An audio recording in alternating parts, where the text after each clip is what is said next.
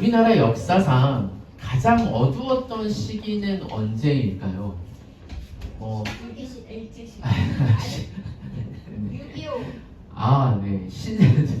우리 소희가 신석기 시대를 가지고 빵 터졌는데 뭐 6.25 때도 그죠? 우리가 남한과 북한이 이제 서로 전쟁을 하는 그런 시대가 있었는데 뭐 여러 의견이 분분할 수 있는데 저는 역사적으로 가장 어두웠던 시기가 언제냐라고 했을 때 혹시 이 사람 누군지 알아요? 선덕여왕이 아니고요.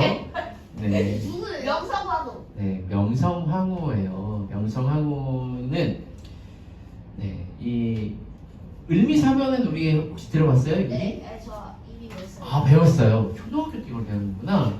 네, 이 을미사변이라고요. 이 명성황후가 1895년 10월 8일경에 시해가 된 사건이죠. 이 일본이 우리나라의 황후, 그러니까 왕의 아내인 왕비를 사해했던 그런 사건이 을미사변입니다. 그러니까 1895년이니까 우리나라가 정확히 언제 일제강점기로 넘어갔죠? 1910년 8월 29일 날 한일 합병조항이 있죠. 그때부터 우리는 일제강점기를 1910년으로 봅니다. 그죠? 근데 그 전에 1895년이니까 15년 전에 있었던 사건이긴 해요. 하지만 일본군이 한 나라의 왕비 그리고 이 명성황후가 죽으면서 내가 조선의 국모다. 그러니까 이 나라의 왕의 아내인 왕비를 죽이는 사건은 일제가 이제 이때부터 우리나라를 어떻게 여겼는지 우리가 알 수 있어요. 비록 1910년에 완전히 넘어갔지만 이때부터 우리나라는 이제 점점 나라를 잃어가기 시작을 했고요. 아마 이 왕비가 죽었는데도 불구하고 왕이 그때 어떻게 했죠? 아강파천. 네. 왕이 맞서 싸우지 못했어요. 그냥 러시아 대사관으로 도망갑니다. 이때부터는 우리나라가 완전히 국력을 잃어버렸다라고 해도 무방할 만큼 우리나라의 이 암흑기, 어두웠던 시대가 바로 이때인 것이죠.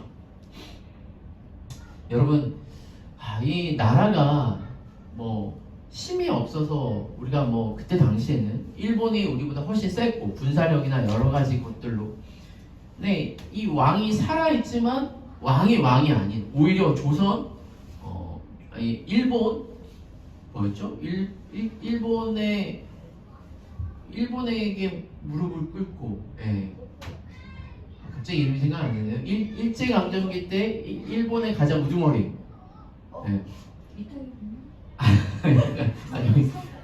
그걸 뭐라 그러죠? 그러니까 이 명칭이 생각 안 나는데 아무튼 우리 왕이 살아있지만 그 왕이 왕으로서의 어떤 힘을 잃어버리고 일제강점기에 천황에게 무릎을 꿇어야 했더니 암흑기가 있었는데요. 근데 이 암흑의 어떤 시기는 우리나라만 있었던 것은 아니죠. 제가 어디서 이렇게 봤는데 어떤 프로그램에서 우리나라가 참 일제도 많이 이렇게 공격을 받았지만 우리 대한민국이 유럽의 나라들이 봤을 때 되게 신기한 나라라고 하긴 해요. 어떻게 그 오랜 시간 동안 중국에게 흡수되지 않았을까? 중국이란 나라가 지금도 적어도 우리보다 10배나 크고 진짜 많을 때는 28배 이상 큰 나라인데 우리나라가 이 중국에 흡수되지 않은 것만 해도 되게 신기하다라고 생각을 하긴 하더라고요. 근데 일본 일제강점기 때도 마찬가지입니다. 우리가 일제강점기에 흡수돼서 완전히 없어져도 모를 나라였는데 전 목회자니까 하나님께서 지켜주시고 보호하시지 않았을까라는 생각이 아주 크게 있지만 어쨌든 근데 우리나라만 그런 게 아니죠. 여러분 제가 요즘 구속사에서 아침마다 우리가 무슨 시대를 함께 나누고 있죠? 아마 유리랑 우리 소희 꽂혔어요 신석기 시대에. 성경에도 여러 시대가 있어요. 성경에 이제 뭐 창조 시대, 그다음에 족장 시대, 출애굽 시대, 출애굽 광야 시대 여러 시대가 있는데 우리가 지난주 어떤 시대를 나눴냐면은 포로 시대. 이제 잠깐만 다윗 왕과 솔로몬 시대까지는 왕권이 하나였어요. 그런데 이 솔로몬 이후에 여로보암과 르호보암으로 나눠져서 이제 남유다와 북이스라엘이라는 두 나라가 이렇게 쭉 이어지죠. 마치 우리나라가 남한과 북한으로 지금 나눠져 있는 것처럼 남유다와 북한으로 이렇게 쭉 이어지는데, 자, 북이스라엘이 먼저 멸망을 당하죠. 언제 멸망을 당하죠? BC 722년에 아수르라는 나라에, 여기 보면 이제 아수르가 있죠. 네. 그래서 지금 이 지도에도 보면은 남유다는 있지만 북이스라엘이 없습니다. 왜냐? 북이스라엘이 이미 멸망을 당했어요. 유리. 근데 오랜만에 질문하는데 유리 질문 받습니다. 근데 그러면 지금 이스라엘은 왜 나와 있는 거예요? 아, 이제 이게 쭉 이어져요. 이제 나중에 이제 들어봐 끝까지. 그러면 이 남유다와 남겨 있고 북이스라엘은 없는데, 원래 이스라엘이라는 나라는 남유다와 북이스라엘이 하나였었어요. 근데 지금은 이제 지금은 하나예요. 근데 먼저 북이스라엘이 멸망당해서 아수르에게 멸망당하죠. 그리고 이 아수르는요 어떤 정책을 하냐면은 민족 융합 정책이라고 해서 이 북이스라엘의 수도는 사마리아였어요. 그래서 사마리아나 이 사람들에게 서로 이제 이방인들과 서로 결혼하고 통혼하는, 그러다 보니 북이스라엘은 이제 정체성을 거의 잃어버립니다. 그리고 남은 나라가 남유다예요. 오늘 우리가 이제 함께 보는 이 하박국, 하박국은 선지자죠. 근데 이 하박국이 오늘 이 하나님의 말씀을 기록할 때가 언제냐면은 이제 북이스라엘은 멸망하고 남유다만 남았는데요. 이 남유다도 편치 않았어요. 남유다도요, 하나님을 공경하고 하나님의 말씀을 따르던 왕이 많은 것보다 오히려 하나님을 떠나고 우상을 섬겼던 왕들이 많아지니 이제 남유다도 하나님께서 멸망당할 것이다 라고 얘기를 하고 그 멸망을 곧 앞두고 있는 것이죠. 그리고 그 멸망이 어떻게 되냐? 지금 보면은 솔직히 이 남유다도요 풍전등화입니다. 왜냐? 아래로는 누가 있어요? 애굽이 있어요. 애굽이요 위로 올라와서 이제 남유다를 공격하고 있고요. 이 아수르는요 처음에 이 아시리아라고 하죠.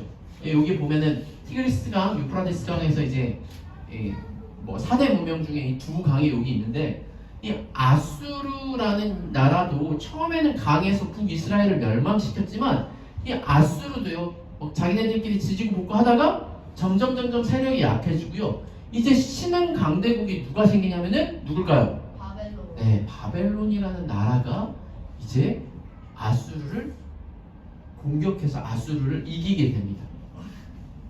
그래서요 지금 제가 역사적인 것들 다 얘기하기는 이제 쉽진 않아요. 지금 이제 하박국이 이 책을 쓸 때는 이 지금 남유다가 지금 보세요. 남유다가 어디에 붙으면 좋을까요? 애국. 어디에 붙었을까? 바벨론, 애국 둘중 하나.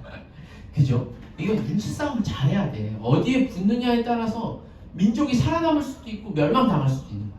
근데 처음에는 우리 유리 말대로 애굽에게 붙었어요. 애굽에게 붙어서 애굽이랑 뭔가 이렇게 잘 이렇게 하려고 했는데, 지금 솔직히 남유다한테는 아수르가 완전 적국이잖아요. 그 말은 뭐냐면 내 형제인 북이스라엘을 멸망시킨 아주 나쁜 나라니까 아수르한테 붙을 수 없으니 애굽한테 붙었는데 처음에 이 바벨론이 힘이 없었단 말이야. 근데 바벨론이 점점 커지더니 어떻게 되냐면 나중에 결국은 남유다가 어디에 멸망당하냐면 바벨론에게 멸망당해요. 그 이유 중에 하나가 뭐냐?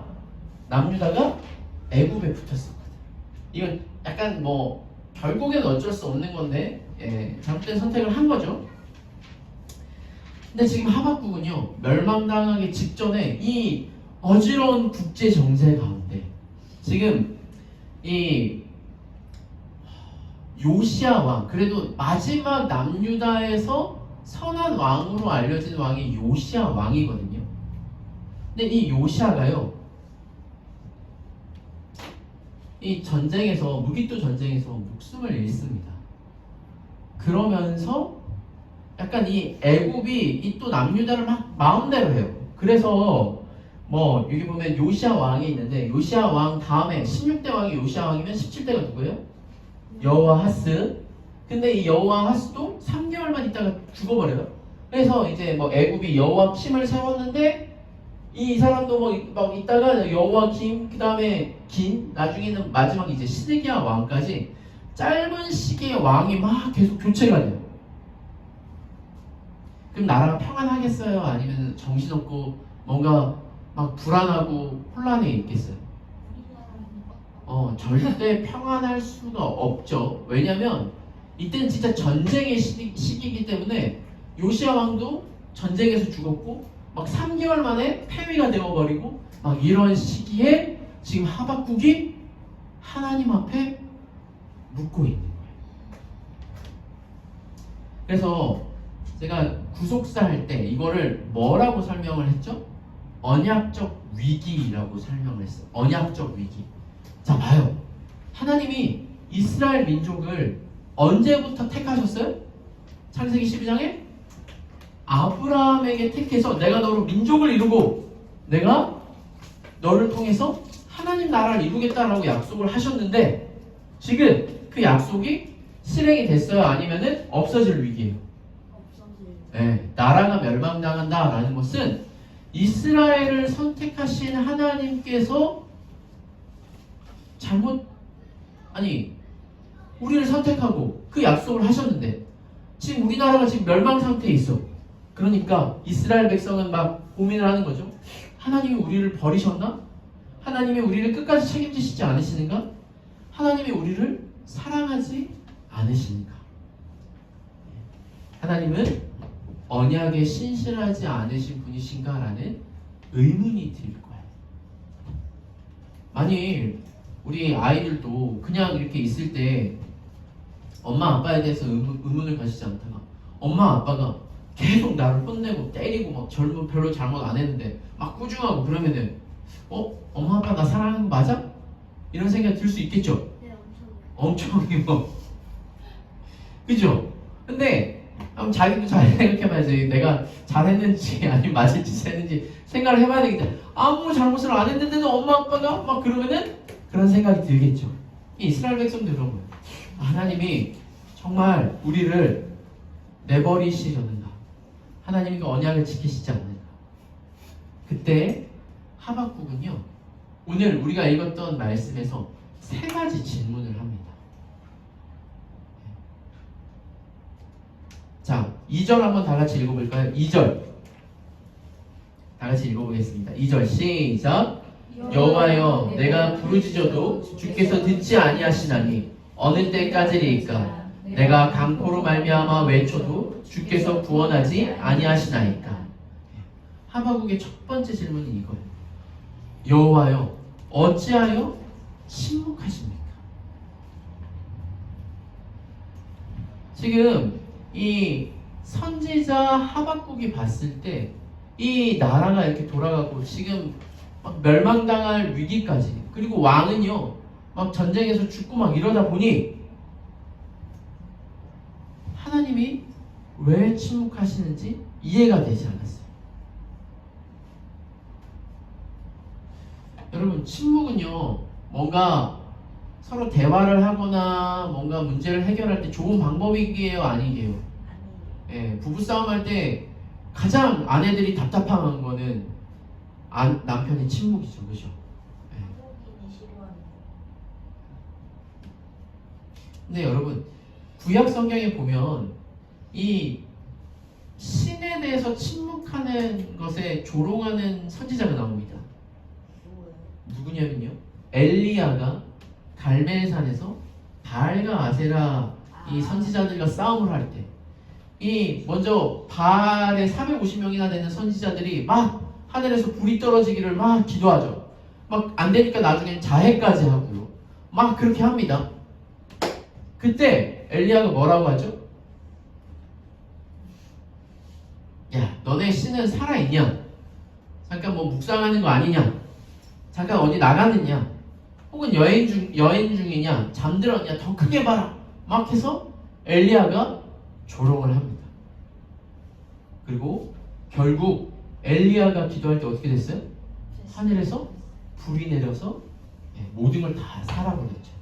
그러면서 이스라엘 백성들에게 진짜 살아계신 하나님이 누군지를 얘기를 하는데, 그러니까 반면 아무 응답도 없고 아무 반응도 없고 아무런 액션이 없는 그 바알과 아세라는 뭐예요?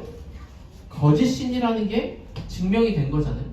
근데요, 지금 하나님이 이스라엘에게 대해서 어떻게 하신다고요? 침묵하신다. 침묵.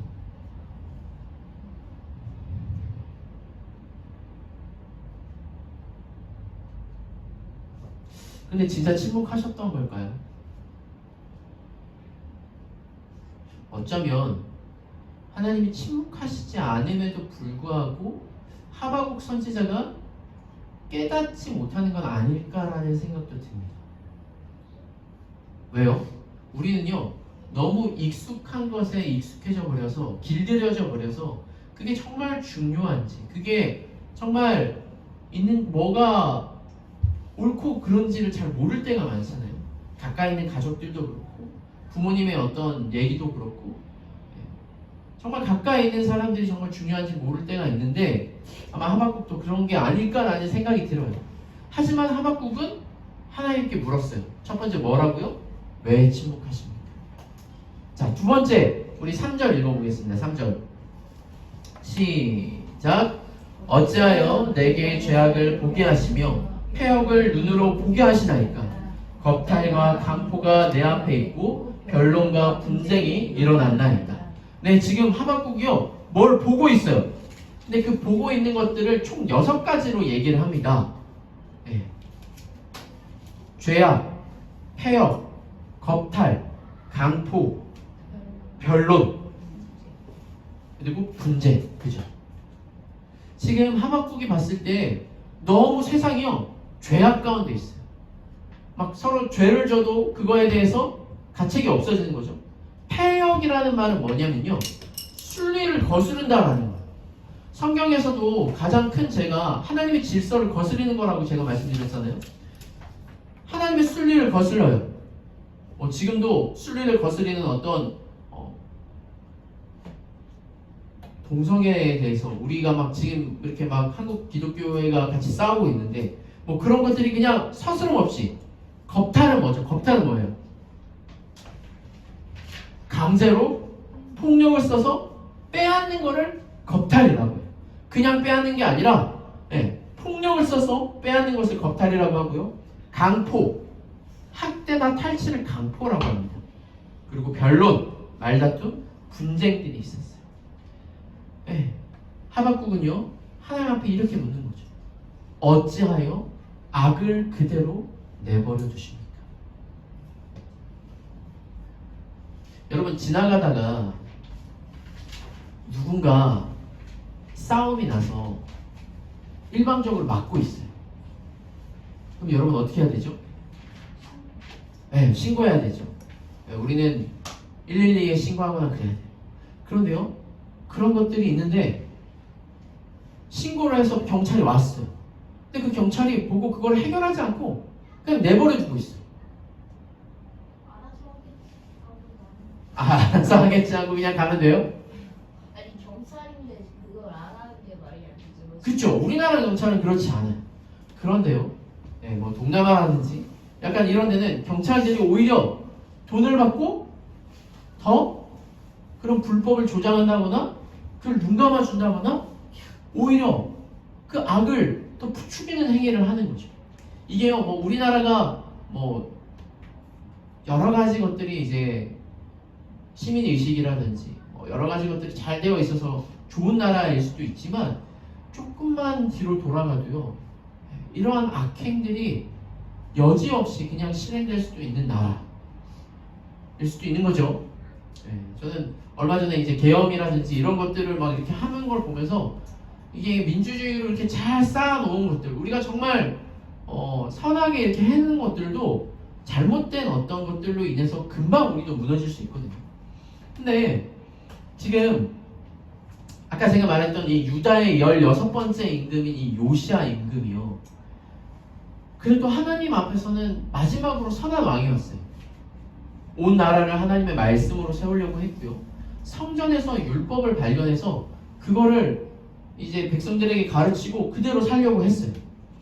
그런데 이 아수르와 애굽 사이의 어떤 갈그미스 전쟁에서 이 요시야가 이 아시리아 제국편에 서서 애굽 왕 바로누구의 진군을 막다가 이 무기토에서 전사를 했습니다.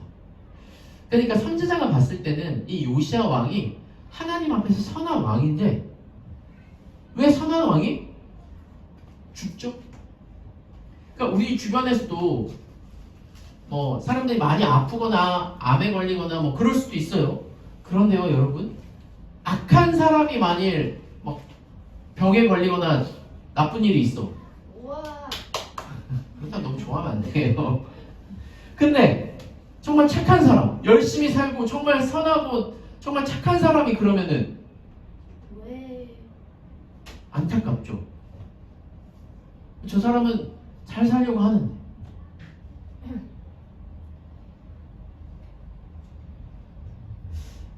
우리 주변에도 없진 않은 얘기입니다, 여러분. 우리가 선교사님들이라든지 선교지에서 어떤 안 좋은 일을 경험을 한다든지, 혹은 정말 주를 신실하게 믿고 살아가려는 어떤 성도들이 질병에 걸린다든지, 이런 일들이 우리 가운데도 있는 것이죠.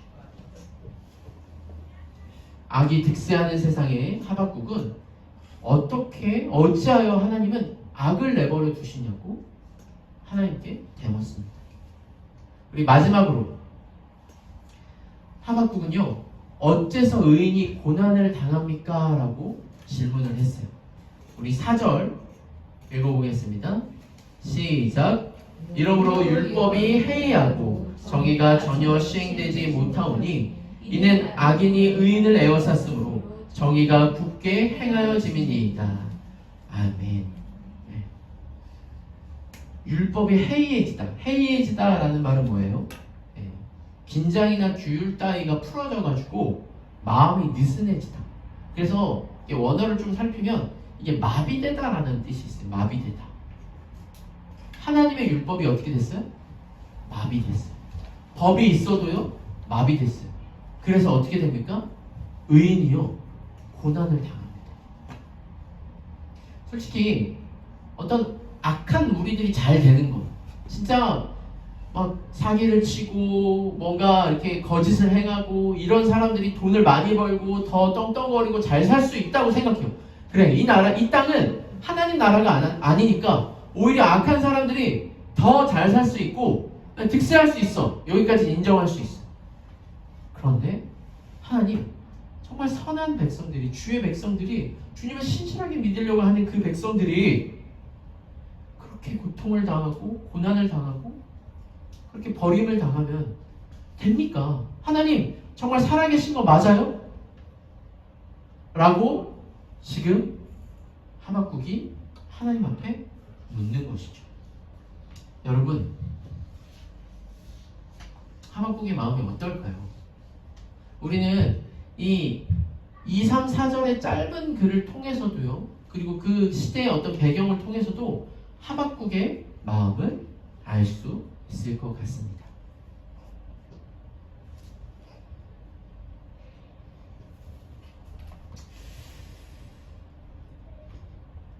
근데 여러분, 여러분들은요, 혹시 질문 잘 하십니까? 궁금한 거 있으면 질문 잘 하세요?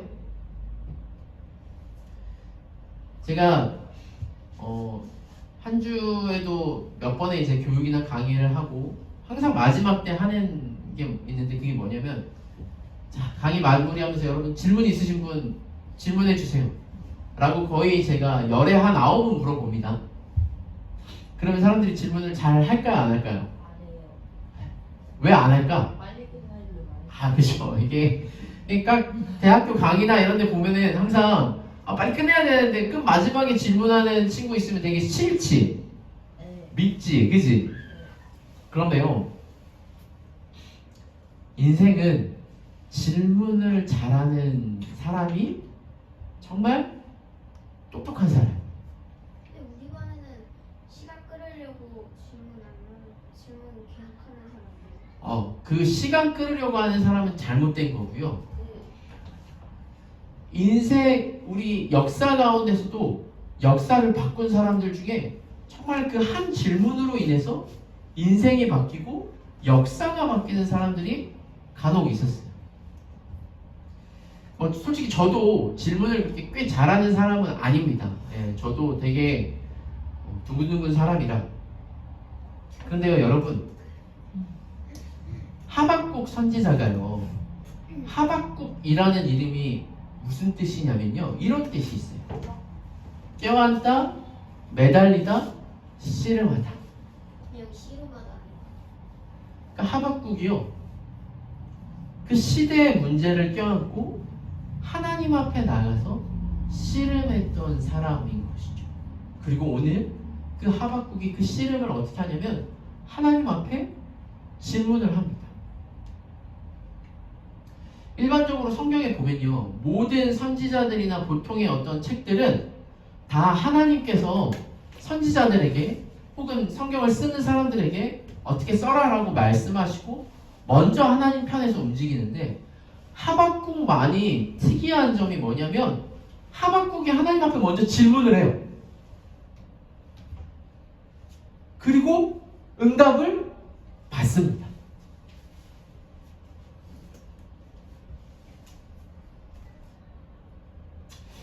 여러분, 사랑하는 우리 진리아자유교회 성도 여러분, 우리는 최근에 어떤 문제를 놓고 하나님 앞에 나아가서 하나님께 질문하고 하나님께 여쭈었습니까?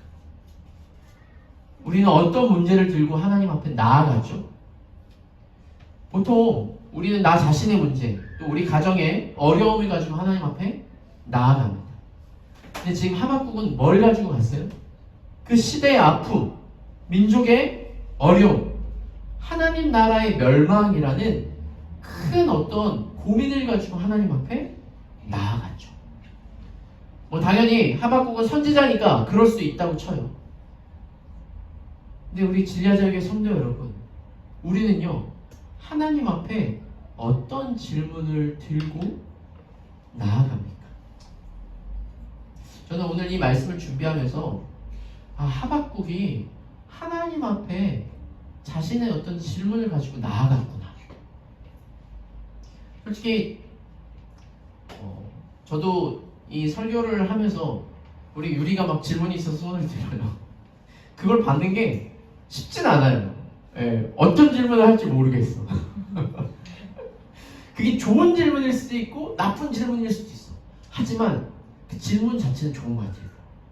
우리도요, 솔직히 우리가 가지고 있는 어떤 문제, 어떤 아픔, 내가 해결할 수 없는 어떤 고민을 누구한테 먼저 물어봐야 되죠? 솔직히 우리가 아프면 누구한테 갑니까? 의사한테 가서 묻죠. 저 왜 이래요? 왜 이렇게 콧물이 많이 나죠? 왜 열이 나죠? 그 질문을 한다는 건요, 그 사람이 해결해 줄 수 있다라는 어떤 기대가 있기 때문에 질문하는 거 아니에요? 근데 여러분, 우리는요, 너무 하나님 앞에 질문 안 하지 않습니까? 네. 제가 왜 이런 얘기를 하냐면 저를 말씀에 비춰보니까 그렇더라고요. 제가 왜 하나님 앞에 그렇게 매달리지 않고 기도하지 않을까? 라는 생각을 해보면 내가 하나님을 믿지 않는 건 아닌가? 그냥 하나님이시니까 다 해주시겠지라고 너무 방관하는 건 아닌가? 근데요, 하박국은요, 이게 하나님께서 이 말씀으로 주시기 위해 이스라엘 전체의 어떤 상황을 놓고 하박국이 기도하긴 했지만, 이 하박국의 태도를 보면요, 하박국은요, 끊임없이 하나님 앞에 질문했었던 것 같아요.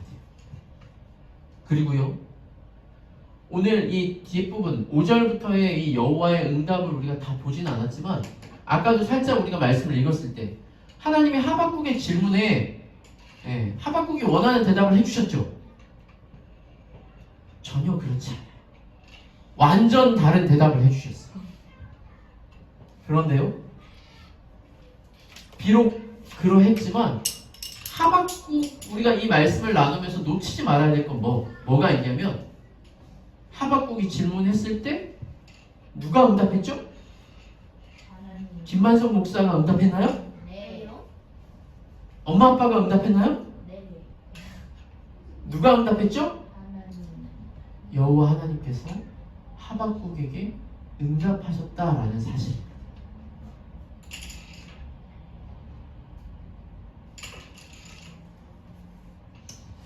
제가 오늘 새벽에 이 설교를 준비를 하면서 하나님 앞에 구했어요. 하나님, 오늘 이 예배 가운데 은혜를 주시고 하나님의 뜻을 우리 진리하자유교회 성도들에게 알려주십시오 라고 하면서 기도하면서요, 하나님이 어떤 마음을 주셨냐면요, 그래, 내가 정말 하나님께 어떤 문제를 가지고 기도하고 내 입으로 할 수 없는 걸 가지고 기도하고 또 어떤 사람을 위해서 기도합니다. 그런데요, 여러분, 그 사람을 내가 만약 예를 들어서요, 제가 소희를 위해서 기도를 했어요. 제 딸이니까 당연하겠죠? 그런데 어떤 마음 가운데 처음에는 우리 소희가 이렇게 컸으면 좋겠고 요즘 막 세상이 흉흉한데 걱정도 되고 막 두려움도 있고 하나님 우리 소희를 지켜주세요 라고 기도를 할 수 있어요.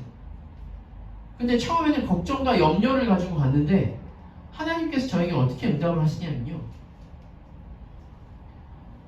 저보다 소희를 더 사랑하는 사람이 누굴까요? 그리고 제가 소희를 걱정하고 염려하는 것보다 더 많이 소희를 걱정하고 염려하시는 분이 누굴까요? 하나님이라는 걸 깨닫게 해주신 거예요. 제가 어떤 문제를 가지고 나아갑니다. 근데 그 문제, 제가 어떻게 할 수 없는 문제인데 그 문제를 살아계신 하나님이 그냥 방관하는 것 같고 내버려 주시는 것 같고 침묵하시는 것 같지만, 하나님이 정말 우리 아버지라고 하면서 우리가 기도할 때 그 아버지가요, 그 문제를요 그냥 내버려 두고 계셨을까요? 네, 아니요. 우리 유리가 뭘 하는데, 유리가 지금은 많이 컸어요. 많이 컸으니까 유리 패스.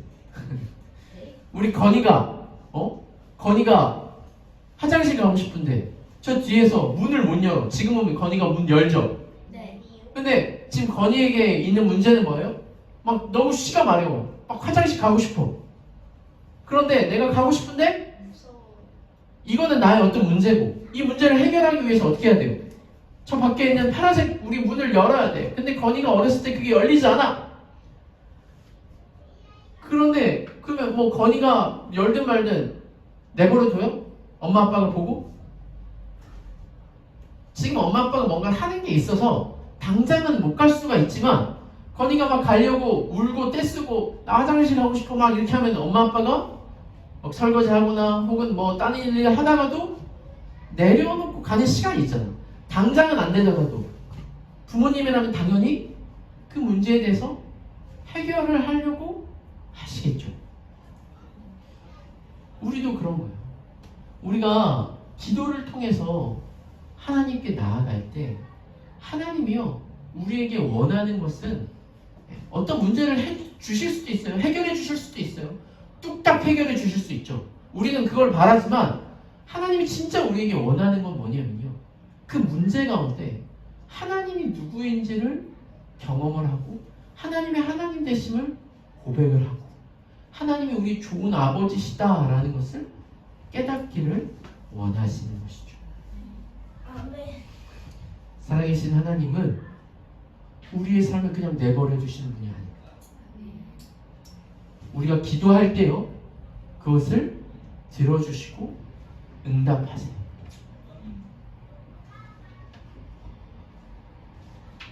우리가 무릎 꿇고 하나님 앞에 기도할 때 하나님의 살아계심을 경험하는 우리 모든 성도님들 되기를 주님의 이름으로 축원합니다. 제가 이찬수 목사님의 책 중에 이찬수 목사님이 이런 말씀을 하시더라고요. 우리가 오늘을 살아가야 하는데 이 영적 전쟁을 하는데 이 영적 전쟁이 다른 게 아니라 우리가 누구의 영향을 받느냐가 문제이다. 왜 자꾸 우리는 하나님의 영향력을 벗어나서 세상의 가치관 속에서 영향을 받으려고 하는가? 이런 차원에서 이 바울이 예수님을 만나기 전과 후가 달랐대요. 예수님을 만나기 전에 자신을 어떻게 설명을 하냐면요. 사도행전 26장에 나도 나사렛 예수의 이름을 대적하여 많은 일을 행하여야 될 줄을 스스로 생각하고 어떻게 했다고요? 스스로 생각을 했다라는. 근데 이걸 보면서 구약의 사사기 시대의 그 유명한 말씀, 그때 왕이 없으므로 사람마다 자기 소견에 오른 대로 행하였더라. 그러니까 다들 하나님 앞에 묻고 하나님의 뜻을 구하지 않고 다 누구 뜻대로요? 자기 생각대로, 자기 뜻대로 스스로 생각하는 대로 행하려고 하는 거예요. 그런데요, 진짜 신자라면요, 그렇게 하는 것이 아니라 우리가 행동하기 전에 기도해야 된다. 묵상해야 되고 하나님께 여쭈어야 된다라는 거예요. 주님, 제 생각이 제가 옳은 것 같은데 주님 보시기에 어떻죠? 이게요, 큰 차이가 없는 것 같지만 그 질문 하나가요, 하나님이 간섭을 하시느냐 안 하시느냐의 차이가 있어요. 주님, 제가 무엇을 할까요?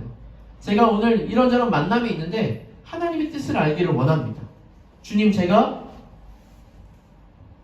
이런 생각을 가지고 하지만 하나님의 생각을 저에게 알려주십시오. 라고 묻고 또 말씀으로 돌아가야 된다는 것이죠.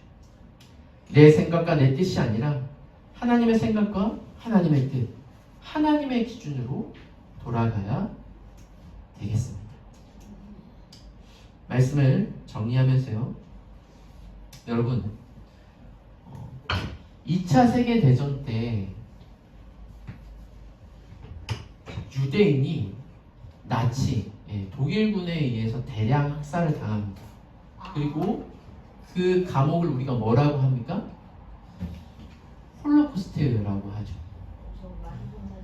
수많은 유대인들이 여러 가지 시험에 혹은 아무 이유 없이 대량으로 학살을 당하고 내 주변에 어제까지 나와 같은 가족들이 헤어지고 어디로 끌려가는지 모르고, 그리고 어제까지 내 옆에서 함께 있었던 나의 민족이 죽임을 당해서 시체가 되어서 나가는 모습을 보면서 유대인들이 어떤 생각을 했을까요?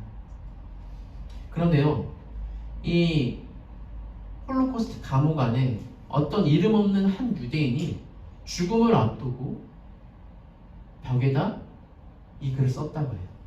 왜요? 감옥의 이름은 아우슈비츠가. 맞아 죄송해요. 아우슈비츠 맞아요. 그리고 홀로코스트는 그 사람들을 말을 하죠. 네. 홀로코스트는 학대를 당했던 그것을. 맞아. 네. 정정해 주셔서 감사합니다. 아우슈비츠 그 감옥에서. 네. 근데 그 감옥에서 이런 글을 썼다고 합니다. 네. 당연히 한글로 쓰진 않았겠죠, 여러분? 한글로 쓰기를 기대하시진 않았겠죠? 네. I believe in the sun, even when it isn't shining. 뭡니까? 빛나지 않을 때도 난 그걸 믿는다. 네. 나는 태양이 비치지 않을 때에도 태양이 있다는 것을 믿는다. 나는 사랑을 느낄 수 없을 때에도 사랑이 있다는 것을 믿는다. 마지막으로, 나는 하나님께서 침묵하실 때에도 그분이 살아계심을 믿는다. 이 고백이 우리 모두의 고백이 되기를 소원합니다. 내 앞에 있는 환경이 내 뜻대로 되어지지 않고, 내 앞에 있는 문제가 과히 내가 해결할 수 없는 문제와 같고, 과연 하나님은 어찌하여 우리를 내버려 두시고 침묵하십니까? 하나님 어찌하여 악인들은 저렇게 득세하는데 주님의 백성들은 고통과 고난을 당합니까? 주님 어찌하여 나는 이 세상 가운데 아무것도 아닌 것 같고 나는 점점 더 좁은 길로 나아가며 안 되는 것 같고 이렇게 힘이 듭니까? 그렇게 물었던 하박국의 기도가 나중에 어떻게 됐죠? 오직 의인은 믿음으로 말미암아 살리라. 그 고백이 우리 모두의 고백이 되기를 축원합니다. 함께 기도하겠습니다. 이 시간 기도할 때 이 하박국의 마음이 우리의 마음이 되었으면 좋겠습니다. 주님은 전능하신 하나님이시지 않습니다. 그런데 내 앞에 있는 문제가 너무 크고 내 생각이 너무 강해서 오히려 그것들에 압도당하고 그것들이 너무 커서 하나님이 보이지 않을 때가 있습니다. 주님 이 시간 우리에게 믿음을 주시고 그 전능하신 하나님을 의지하게 하여 주시옵소서. 이 시간 함께 이 찬양을 먼저 하고 기도하도록 하겠습니다. 이 고백이 우리의 고백이 되기를 소원합니다. 전능하신 나의 주